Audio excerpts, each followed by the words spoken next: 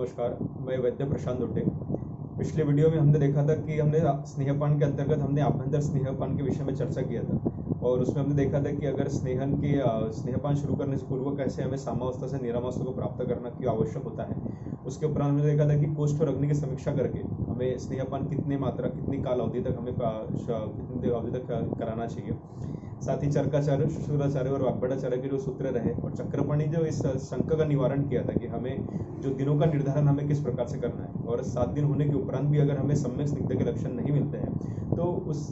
तब हमें किन बातों का ध्यान रखना है, इसके बारे में चक्रपाणीचार्य के जो सूत्र थे उसकी हमने चर्चा किया था। साथ ही हमने देखा कि स्नेह के जो जीर्यमाण होने के लक्षण थे और जीर्ण होने के उपरांत जो लक्षण प्राप्त होते हैं सम्यक स्निग्ध, अस्निग्ध और अति स्निग्ध के जो लक्षण थे और इनसे जो स्नेहपान के दौरान किसी भी अगर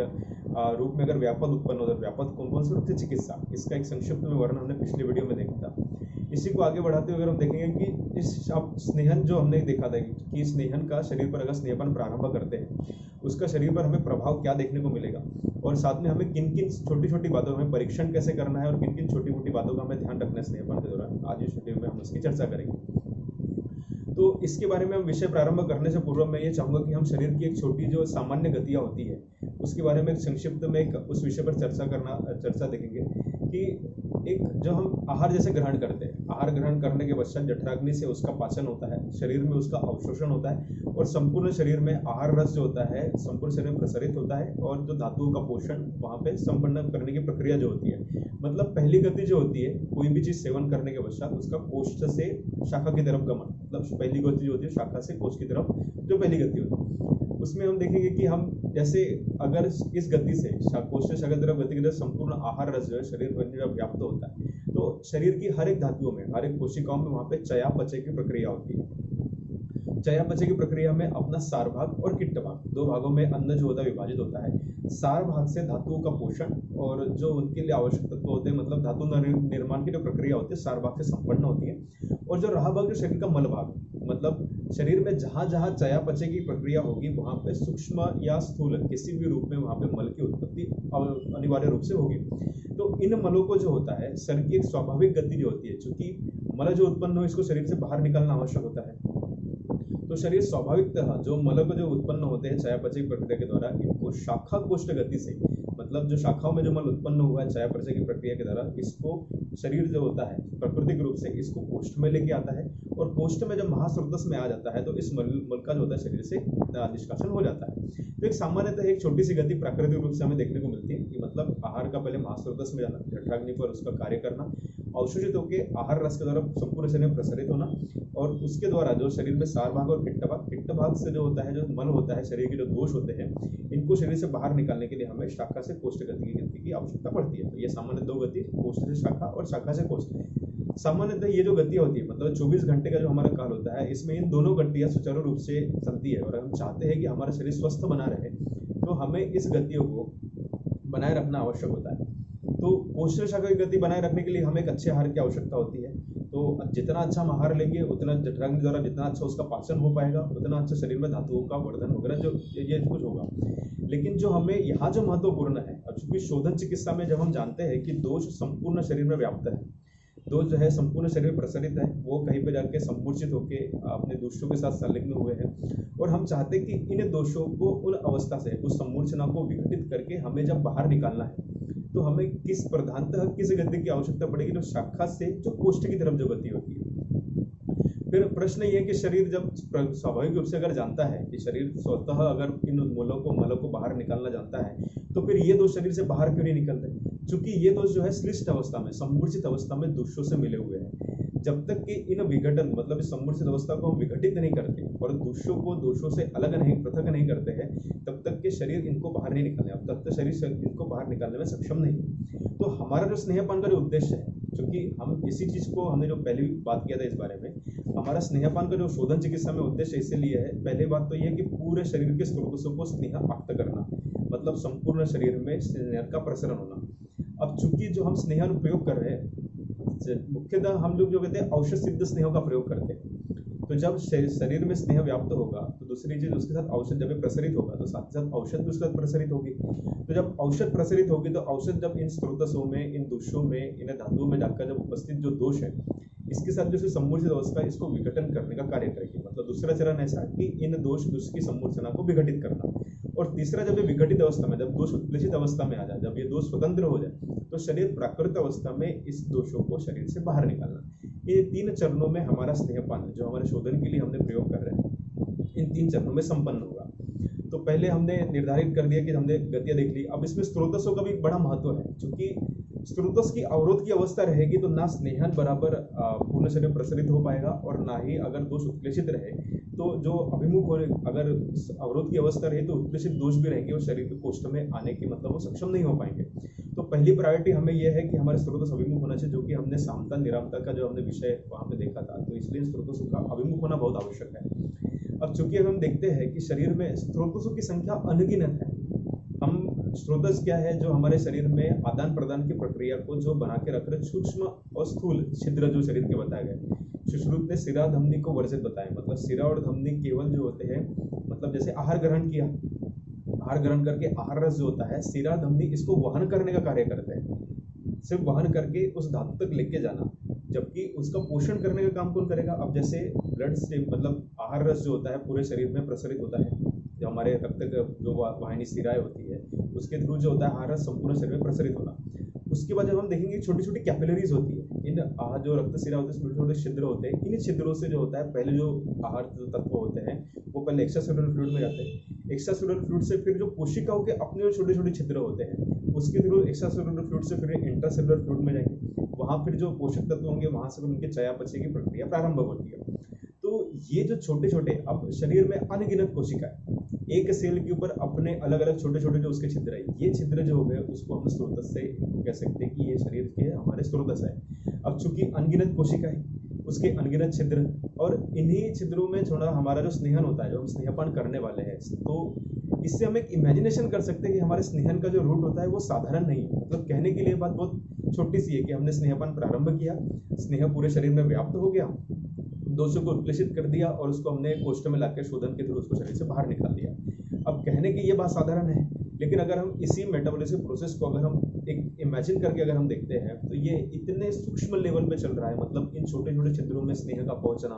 वहां से फिर इन औषधों का फिर दोष दूसरी सम्मूर्छना को वहां से विघटित करना, इन दोषों को जब उत्प्लेषित हुए इन्हीं छोटे छोटे छिद्रों से शरीर से बाहर निकालना, तो ये जो पूरी प्रक्रिया है ये एक विशिष्ट युक्त की अपेक्षा करती है। क्यों ये बताना यहाँ जरूरी है, क्योंकि हम इसको इतना ही सामान्य नहीं ले सकते हैं, क्योंकि भले ही ये डेफिनेशन सामान्य हो लेकिन इसको इतना सामान्य इसलिए क्योंकि एक विशिष्ट युक्ति की आवश्यकता पड़ती है। कभी हो सकता है अगर आपके स्रोतोवरोध की ये स्रोतोवरोध की मतलब कंडीशन हो, या फिर जब हम परीक्षण करते हैं रुग्ण का, तो हमें देखना पड़ेगा कि कैसे दोषों का जब हो सकता है 2 या 3 स्नेहपान करने के उपरांत ही हमें दोष गति देखने को मिल जाती है। कभी कभी ऐसा हो जाता है कि हमें 7 दिन पूर्ण हो गए फिर भी हमें दोष गति देखने को उत्प्लेषण उस प्रकार से नहीं मिलता है। तो ऐसी अवस्था में हमें क्या करना है, तो इसलिए हमें ये जानना बहुत जरूरी है कि क्यों हम जो वैशिष्टिक युक्ति का प्रयोग कर रहे हैं। शोधन चिकित्सा प्रधानतः दोषों का निर्मूलन है, हम दोषों को पूर्णतः शरीर से बाहर निकालना चाहते हैं। अभी कितने आंशिक प्रक्रिया, मतलब हो सकता है कभी कभी 60% दोष बाहर निकले, हो सकता है कभी 50% निकले, हो सकता है 80% निकले। तो जितना अच्छा आपका स्नेहपान रहेगा, जितना अच्छा आपका स्नेहपान के समय निरीक्षण रहेगा, उतना अच्छा आपका आप शोधन आप जो है उसका परफॉर्म कर सकते हैं। तो इसीलिए जब हमने छोटी सी एक दोष गति के बारे में देख लिया, हमें स्रोतस जो छोटे मोटे काम करते हैं, हमने देखा था कि अरहा अनरहा में हमने देखा था कि अगर दुर्बल रुग्ण होता है, सपोज करो कि जैसे व्याधि है और व्याधि में अगर हमारा अर्हता है कि जैसे कुष्ठ या प्रमेय या वातवादी में जो हम स्नेहपान जैसे शोधन चिकित्सा अगर उसमें बताया गया है, लेकिन क्या रुग्ण का बल इसमें क्यों आवश्यक होता है कि जैसे जब शोधन की प्रक्रिया होगी, शोधन की प्रक्रिया में पहली बात तो ये सा कि सिर्फ दोष बाहर नहीं आएंगे, क्योंकि शरीर में आदान प्रदान की प्रक्रिया जो है सब फ्लूइड के द्वारा निर्धारित होती है। शरीर का तरल भी बाहर आएगा, शरीर का द्रव भी बाहर आता है। तो इसलिए हमें चाहिए कि हम पहले उस अर्ह अनर्हता का निर्धारण कर लें। अगर रुग्ण दुर्बल है, रुग्ण सुकुमार है, तो हमें स्नेहपान कितने दिन तक कराना है, कितने समय तक किस द्रव्यों के द्वारा कराना है, और सचमुच क्या वो स्नेहपान कराने, शोधन स्नेहपान कराने योग्य है या नहीं। नहीं तो अगर ऐसी कंडीशन रही जहाँ पे शरीर में द्रव्यांश ऑलरेडी कम हो, मतलब रुग्ण अगर दुर्बल हो, तो हम शमन स्नेहपान या फिर रुग्ण स्नेहपान जो भी हमें अपेक्षा है उस हिसाब से हम व्याधि की चिकित्सा कर सकते हैं। तो हमें जो ज़रूरी था, तो अभी हमने ये देखा कि हमें तो क्या ज़रूरी है कि हमें जब स्नेहपान हम शोधन चिकित्सा की तरफ देख रहे हैं, हम चाहते हैं कि दोष जो संपूर्ण शरीर में व्याप्त है अगर उसको बाहर निकालना है, तो हमें शारीरिक जो प्राकृतिक गति मतलब कौन सी शाखा से कोष्ठ गति, वो बिना औरत के मतलब जहाँ से आप स्नेहपान शुरू करोगे तब तक जब तक शोधन न हो तब तक कि हमें इस गति को बनाए रखना है और इसमें कोई अवरोध उत्पन्न न हो, इसकी हमें युक्ति करनी मतलब हमारा आहार भी उस समय वैसा होना चाहिए और हमारे जो क्या बोलते हैं जो आहार के साथ साथ जो हम विराम देने और शोधन का जो चयन हम करने वाले, तो इन्हीं सब बातों को ध्यान रखते हुए हम आगे की शोधन चिकित्सा परफॉर्म करेंगे। तो अब जैसे हमारा स्नेहपान हम प्रारंभिक दिवसों में हम शुरू करवाते हैं, सपोज करो पहले दिन 30 दिन 60 दिन या 30 ml 60 ml 90 ml तक हम चलते हैं। तो पहले एक शुद्धा ऐसी होती कि जैसे अब चूंकि हम इसमें देखेंगे जो हमने लक्षण देखे थे स्नेह के जीर्ण और अजीर्ण होने के जीर्यमान होते समय लक्षण देखे थे कि शिरोरुका ब्रह्म मूर्छा, इन्हीं लक्षणों को अगर हम देखते हैं कि अब जैसे हमारा शरीर जो है वो आहार पे आश्रित है, मुख्यतः हमें जो ऊर्जा मिल रही है वो किससे मिल रही है, आहार से मिल रही है। और हम भी देखेंगे ब्रेन को जो हमारा किससे मुख्यतः होता है ग्लूकोज जो होता है उसको मिलता है, क्योंकि वो आहार से जितना अच्छा उसको ग्लूकोज मिलेगा उसकी एक्टिविटी बोल दो, क्योंकि फैट का और प्रोटीन का उससे कम संबंध बढ़ता है। ब्लड ब्रेन बैरियर्स जो होते हैं वो मस्तिष्क को जो ऊर्जा मिलती है मुख्यतः ग्लूकोज से ही मिलती है। अब चूंकि जैसे स्नेहपान हम प्रारंभ करेंगे तो शुरुआती दिनों में तो ठीक है, जब 1 या 2 दिन तक के जब स्नेहपान की मात्रा कम होती है, जैसे जैसे ये मात्रा धीरे धीरे उबड़ते जाती है, चूंकि स्नेहन में ऐसे कोई तत्व नहीं है जो मस्तिष्क का पूर्ण तरीके से पोषण दे सके, मतलब चूंकि वो फैट लिपिड का एक सब्सटेंस है, उसमें ग्लूकोज संबंधित ऐसे कोई ज़्यादा तत्व है नहीं और हम शोधन की अपेक्षा से स्नेहपान करवा रहे हैं। तो जब हम स्नेहपान की मात्रा धीरे धीरे बढ़ाते हैं, स्वाभाविक रूप से आहार की जो मात्रा है दिन प्रतिदिन जो होती है धीरे धीरे कम होते चलती है। अब जब आहार की मात्रा जब दिन प्रतिदिन कम होते चलेगी, अब चूंकि शरीर में वही है कि ऊर्जा देने के सोर्स जो थे हमारे आहार, उसकी मात्रा धीरे धीरे कम हो रही है, तो शरीर का जो हमने लक्षण देखे थे क्लम, जल्दी थकावट हो जाना, शरीर में ऊर्जा का स्तर धीरे धीरे कम होते चलेगा तो क्लम होना, शिरोशूल ब्रह्म, एक कारण एक ये। और दूसरा कारण ऐसा भी हो सकता है जब स्नेहपान चल रहा है तो दोषों का उत्प्लेषण होता है, हर एक सूक्ष्म स्थूल स्रोतों में दोषों का उत्प्लेषण होने के उपरांत जो कभी कभी में लक्षण दिखाई देते हैं, वो लक्षण ये भी हो गए कभी ब्रह्म जो होगा पित्त अगर ज्यादा उत्प्लेषण रहता है ब्रह्म और मूर्छा के लक्षण दिख सकते हैं। अगर कफ का उत्प्लेषण ज़्यादा रहा तो हमें अंग गौरव, आलस्य, उत्साह हानि ऐसे लक्षण देखने को मिल सकते हैं। क्योंकि स्वाभाविक सी बात है, शरीर जहाँ डिपेंडेंसी अपनी धीरे धीरे छोड़ते चल रहा है, वही शरीर को जब फूड सप्लीमेंट जब धीरे धीरे कम होते चलेगा तो शरीर में थकावट आना या फिर ये लक्षण मिलना हमें स्वाभाविक है। तो 3 या 7 दिन, अब बात ये आती है कि जैसे हमने स्नेहपान प्रारंभ किया, प्रथम दिवस मैंने स्नेहपान लिया, जठराग्नि से उसका पाचन हुआ और उस शरीर में प्रसरित हुआ, तो आहार रस के साथ ये पूर्ण शरीर में प्रसरण होना प्रारंभ होगा। तो क्या पहला स्नेहपान पूरे शरीर में एक साथ व्याप्त हो जाएगा? नहीं, क्योंकि स्नेह की मात्रा अभी उतनी नहीं है कि पूरे शरीर में एक साथ व्याप्त हो जाए। हम लोग जैसे घड़ा भरने वाले, तो हम कैसे धीरे धीरे धीरे वो घड़ा भरने वाले, तो हमें पहला हमारा चरण जो प्राप्त करना है कि शरीर को सम्यक स्निग्ध करना। उस हेतु हमने क्या किया कि स्नेहपान की मात्रा को वर्धमान मात्रा में 30, 60, 90, 80, जब धीरे धीरे जिस हिसाब से हमें आगे बढ़ना है हम आगे बढ़ते चलेंगे। तो इन्हीं दिनों में हमें क्या देखने को मिलता है, हमें परीक्षण क्या करना है। इन दिनों में जब रुग्ण आता है, पहली बार आपने कोष्ठ की समीक्षा, अग्नि की समीक्षा के लिए हमने रसीय सी मात्रा से हमने प्रारंभ किया, अगर उसके प्रथम दिन का जरण काल हमारी अपेक्षा के अनुरूप है तो हम उसके दूसरे दिन की मात्रा भी हम उसके हिसाब से डिसाइड कर सकते हैं। अब डिसाइड जब करेंगे, जब दूसरी या तीसरे दिन की मात्रा जब हम डिसाइड करेंगे, तो सबसे पहले हमें परीक्षण करना है उसकी क्षुधा,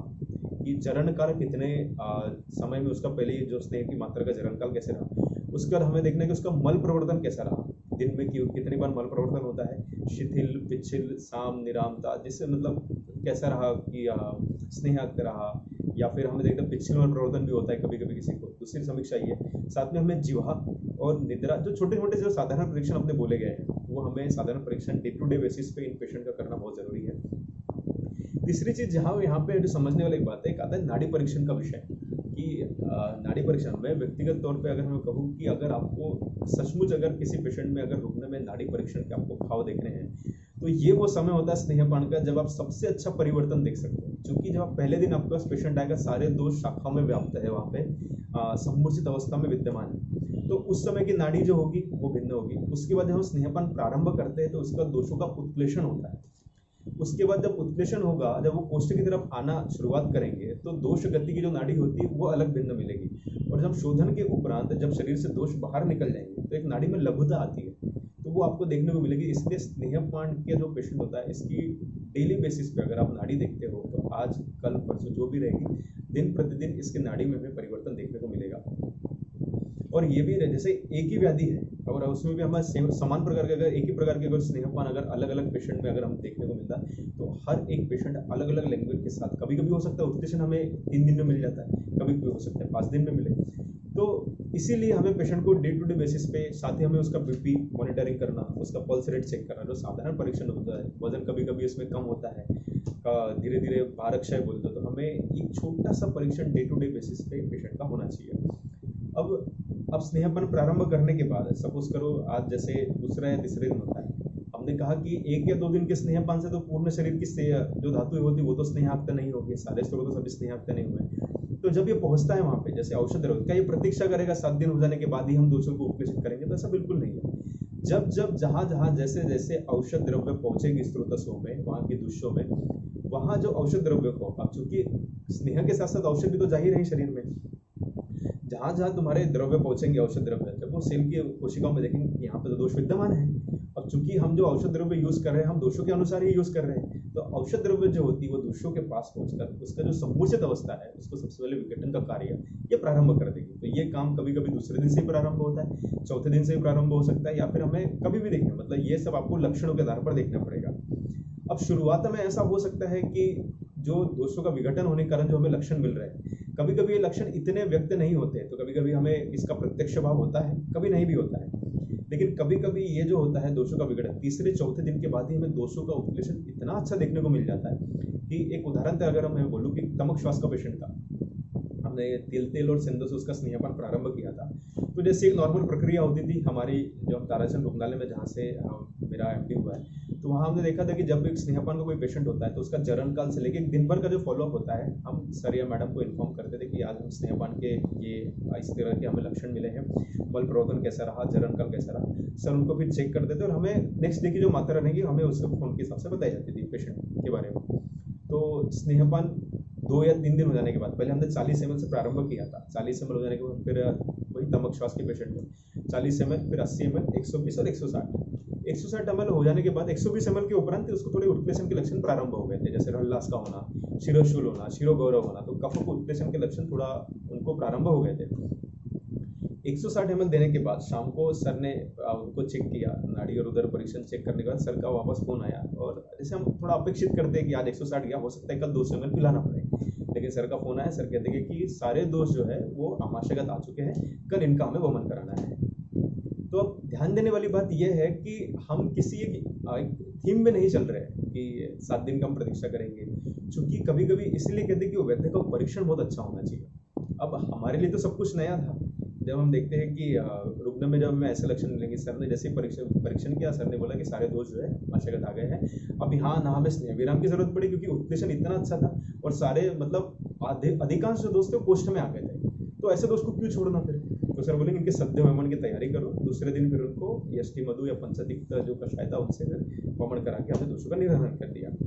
तो यही चीज समझने जैसी है यहाँ पे कि हम प्रतीक्षा किसी दिवस की या किसी इसकी नहीं कर रहे हैं, हमें लक्षण किसी भी वक्त किसी भी समय हमें स्नेहपान का रूप दिखा सकता है, तो यह हमारा कर्तव्य है कि हम उसका परीक्षण किस प्रकार से करते हैं। ऐसा भी एक अम्लपित्त की केस देखने को मिली थी कि दूसरे दिन के बाद ही उत्प्लेषण प्रारंभ हो गया था, तो मैडम ने हमसे कहा था कि इसको सद्य वमन की आवश्यकता कब भी पड़ सकती है, इसके ऊपर ध्यान रखते रहना, मतलब इसका परीक्षण जो है वो व्यवस्थित होना चाहिए।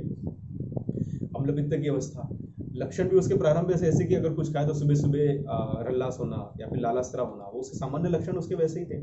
तो तीसरे या चौथे दिन जब 150 ml का पान किया था, उसके बाद शाम को इतना ज़्यादा उत्प्लेषण हो गया कि स्वतः जो शरीर जो प्रवृत्त कर रहा था कि वमन के जो छोटे वेग बोल लो या फिर रल्लास बोल लो, लालास्त्रा बोल लो, ये स्वभावतः उसका पूर्व प्रदेशी गौरव एकदम उसको प्रारंभ हो गए थे। दूसरे दिन हमें उसका फिर सद्य वमन कराना पड़ा था। तो बताने वाली बात यह है कि हम किसी थीम से नहीं चल रहे, हमें ये देखना है कि जब ये स्नेह जो होता है हमारे आहार रस के जो शरीर में प्रसारित होता है, तो पहले दिन फिर दूसरे दिन और थोड़ा सा, जैसे मान के चलो शुरुआत में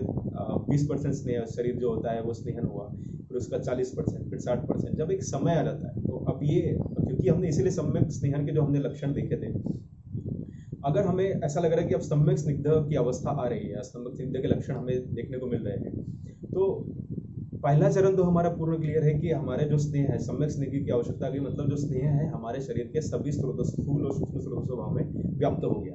पहली चीज, पहला चरण हमारा क्लियर। तो क्या अब इसके साथ जब जो औषध पहुंची है तो क्या उस दोषों का उत्क्लेशन पूर्ण तरीके से हुआ है या नहीं? जब चूंकि औषध पहुंची है वहां पे अपना काम हुआ है, दोषों का उत्क्लेशन अगर हमें बहुत अच्छे को देखने को मिलता है तो मतलब पहला चरण क्लियर कि हमारा संपूर्ण शरीर में स्नेहाक्त होना, दोषों का उत्क्लेशन, जी हाँ बिल्कुल वो भी हो चुका है। अब तीसरा जो है कि इन दोषों को बाहर निकालना, क्योंकि इसके पहले भी अभी हमने बात किया था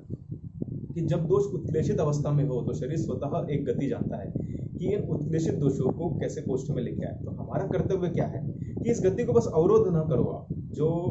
शरीर जो प्राकृतिक गति या उत्क्लेशित दोषों को कोष्ठ में लाने के लिए प्रवृत्त कर रहा है, तो इन दोषों को अभी आप किसी भी तरीके से अवरोध ना करो। तो अवरोध ना करो मतलब क्या, क्योंकि जो इसको अवरोध करने का मतलब जो उसकी अपोजिट गति मतलब कोष्ठ शाखा गति हमें ऐसी बनाए रखनी है, मतलब ऐसे द्रव्यों का आहार का ऐसा चयन करना है जो हमने देखा था, जो अनभिसंधि होते हैं, जो उष्ण होते हैं, जो द्रव होते हैं और जो सुपाच्य होते हैं। क्योंकि ऐसे अगर आहार का प्रयोग करेंगे तो हमें शरीर में पोषण भी बना रहेगा, शरीर को जो थोड़ी बहुत एनर्जी चाहिए होती है उस वक्त वो भी बनी रहेगी, और ये जो गति हमें मुख्यतः जो हम प्राप्त करना चाहते हैं, मतलब जो शाखा से जो कोष्ठ की तरफ आने, इसमें कोई अवरोध उत्पन्न ना हो, इस बात की हमें मतलब इस बात को महत्वपूर्ण ध्यान देना है। अब यही जो दिवस होता है, मतलब सम्यक स्निग्ध हो गया है और तुम्हारा दोषों का उत्क्लेशन हो गया है, तो ये जो हमारा महत्वपूर्ण दिवस होता है इसको कहते हैं हम स्नेह विराम का दिवस। कि ये जो विराम क्यों महत्वपूर्ण है, ताकि सम्यक स्निग्ध तो होने के उपरांत जो दोष आने वाले होंगे तो एक दिवस, जैसे वमन के लिए बोला गया कि एक दिवस विराम देना, उसके लिए साधारणतः बोला गया कि एक दिवस वमन के लिए और 1 से 3 दिवस विरेचन के लिए जो विराम की अवस्था बोली गई, ताकि जो दोष है जितना संभव हो सके हम उसको कोष्ठ में ला सकें, और कोष्ठ में आ जाएंगे तो शोधन वामक या विरेचक द्रव्यों के द्वारा उसको शरीर से बाहर निकाल दिया जाएगा। मतलब एक छोटी सी थीम के अंदर हम इसको थोड़ा सा कोलाइड कर दिया गया है। अब स्नेहपान के जो विराम का जो दिवस बोला गया, अब चूंकि बोला गया विरेचन में 1 से 3 दिवस तक क्या विरेचन दे सकते हैं, लेकिन अवस्था फिर से वही बोला कि उत्क्लेशन अच्छा हो सकता है हमें कभी 1 दिवस विराम देने की आवश्यकता पड़ती है, कभी हो सकता है 2 दिवस विराम देने की, या कभी कभी विराम न देते हुए भी हम वमन या विरेचन को करवा सकते हैं। जैसा रुग्ण आपके पास लक्षणों से आता है उसकी हिसाब से ही हमें आगे बढ़ना है या हमें शोधन चिकित्सा को प्लान करना है। तो ये एक संक्षिप्त में,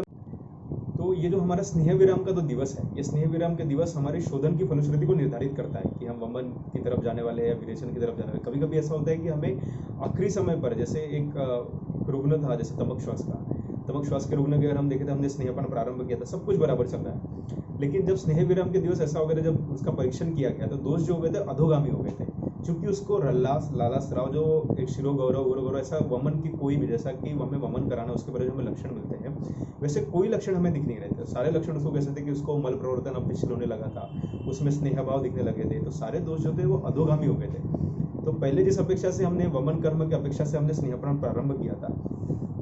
लेकिन ऐसा हो गया था कि जैसे स्नेहपान के उपरांत जब स्नेह विराम के 1 दिवस पूर्व से ही उसके दोष जो थे अधोगामी लक्षण हमें देखने को मिले थे, तो हमारे सामने अब यहाँ पे 2 रास्ते थे, या तो हम विरेचन के दृष्टि से जा सकते या तो हम निरोगवस्ती दे सकते थे।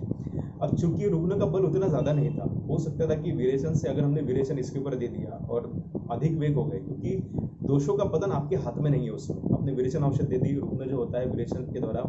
जलीयांश भी कम होता है, तो उसमें दोष पतन आपके हाथ में नहीं है। दोष पतन किस समय आपके हाथ में, हम निरोगवस्ती का प्रयोग करते हैं, निरोगवस्ती में दोष का पतन आपके हाथ में। आप जानते हो कि अगर एक बार का निरोगवस्ती सम्यक हो गया तो हम 2 या 3 निरोगवस्ती के प्रयोग से भी उन पक्वाशयस्थ आय दोषों को निकाल सकते हैं। तो इसीलिए ये भी देखने को मिलता है कि कहाँ स्नेहपान का पेशेंट चल रहा था, कहाँ उसका वमन चल रहा था और कहाँ हमने उसको निर्भो देके फिर उसका दोष का पतन करवाया। तो ये सारा जो जितनी कहानियाँ हैं, तो ये जितना स्नेहपान अगर हम पुस्तकों में जितना हम पढ़ते हैं ये विषय अलग, लेकिन जो हमें पेशेंट जो हमें अलग अलग लैंग्वेज के साथ तो हमारे सामने आता है, इसलिए पेशेंट का रोज परीक्षण करना आवश्यक होता है। अब इसमें हम आगे बढ़ते, जैसे हमने शोधन के लिए हमने स्नेहपान देखा कि क्यों आवश्यक होता है और कैसे शरीर में प्रसरण होकर वो शरीर पर कार्य करता है। और सबसे महत्वपूर्ण जो फिर से एक बार मैं रिकॉल करूँगा, जो दोष गति का जो समय होता है यहाँ पे, वो जो स्नेह विराम के क्यों उसका महत्व बोला गया है कि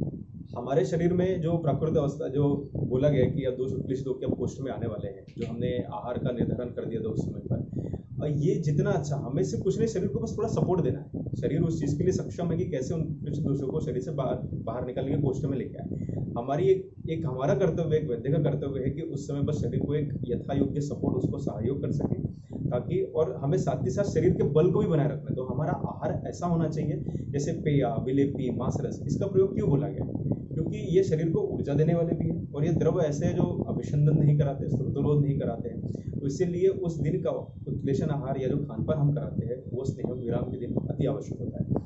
तो अब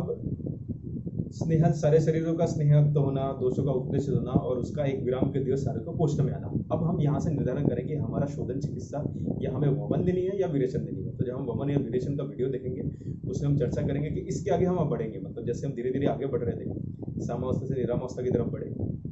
फिर हमने शोधन के पेशेंट के अनर्ह का निर्धारण करके पोस्ट रखने की समीक्षा किया,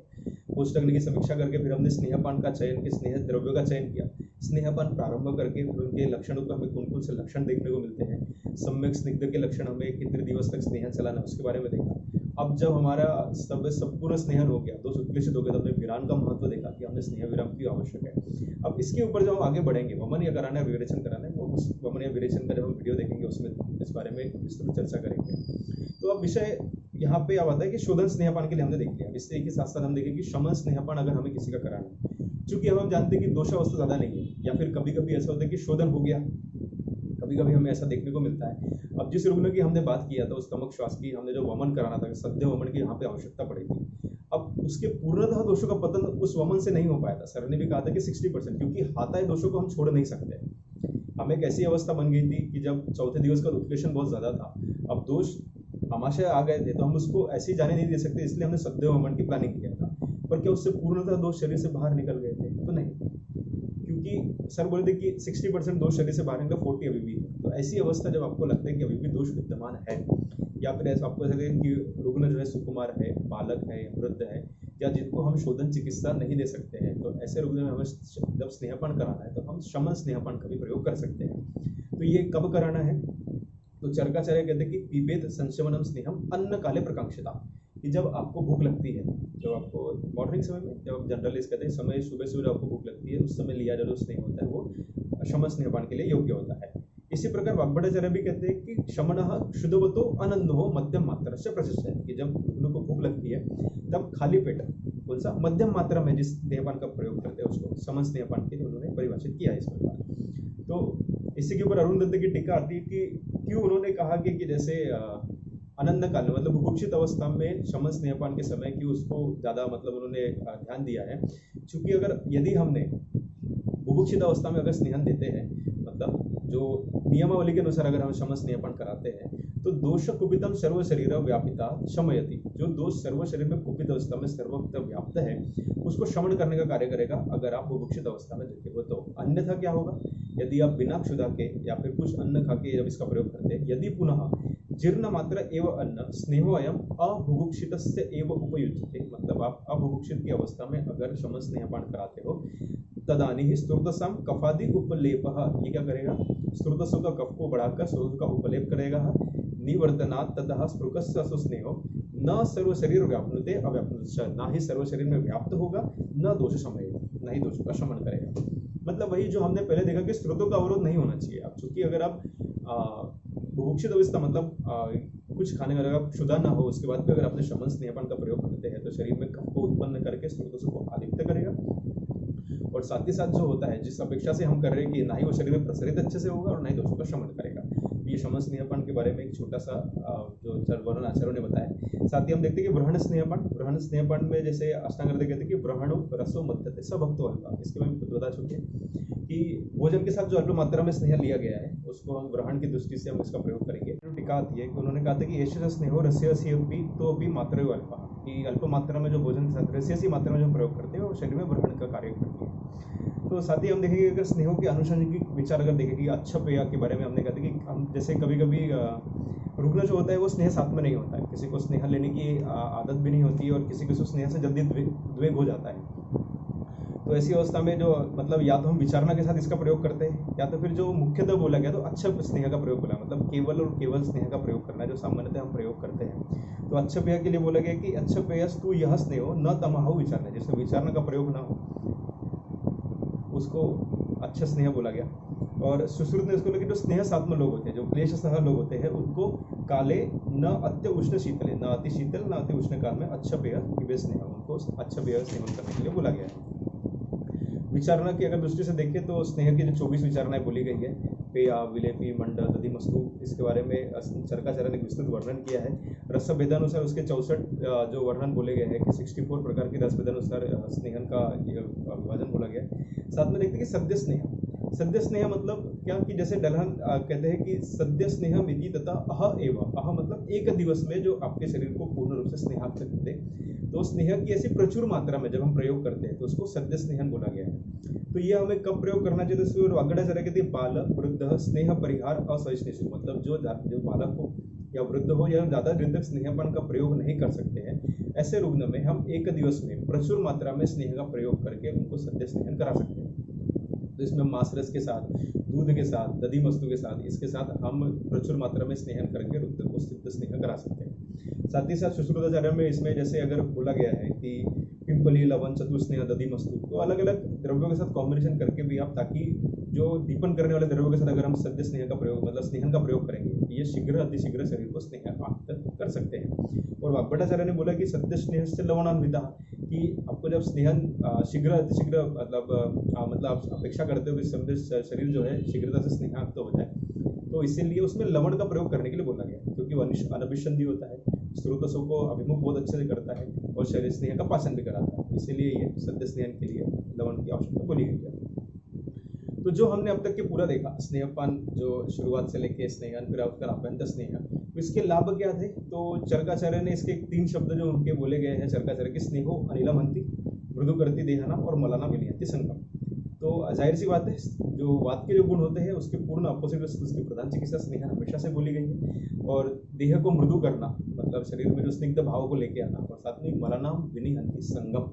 जो मल के जो संग बने हुए, मतलब जो हमारा शरीर में चिपका हुआ है, इसको तोड़कर शरीर से बाहर निकालना, जो हम शोधन के लिए जो हमने पूरा देखा था, तो इसीलिए चरकाचार्य ने स्नेहन जो होता है इसके लाभ बताए। सुश्रुताचार्य कहते हैं कि स्नेहन से क्या लाभ होंगे, तो दीप्तांतर अग्नि, अग्नि पर दीप्त होगा, परिशुद्ध कोष्ठ, कोष्ठ जो होता है शुद्ध होता है, प्रत्येक धातु बलवर्ण युक्त, मतलब धातुओं को परिपूर्णता के लिए, उनके बल वर्ण वर्धन के लिए, साथ में दृढ़ इंद्रिय, मंद जरा, शतायु, शतायु बने रहने के लिए भी आपके स्नेहन का प्रयोग बोला गया है। तो इसी प्रकार से स्नेहोपयोगी पुरुष भवेत्, ये सुश्रुताचार्य ने स्नेहन के लाभ बोले गए। तो अगर हम पूरे स्नेहन के जो आभ्यंतर स्नेहपान का जो पूरा भाग है, अगर इसको थोड़ा सा कोलाइट करते एक छोटा सा एक बात यही भी है कि यहाँ पे सारे भाव जो जितने भी हमने देखा था, स्नेह चयन से लेके दोषों के उत्कृष्ण से लेके उनके परीक्षण से लेके, ये जितने भी भाग थे हमारे, इसमें कोई एक थीम के हिसाब से नहीं चल रहे थे, सब कुछ युक्ति युक्त के हिसाब से जितना हमें समझ में आता है। तो महत्वपूर्ण ये है, क्यों ये जरूरी है, क्योंकि ये हमारे शोधन चिकित्सा का फेस, जो उसकी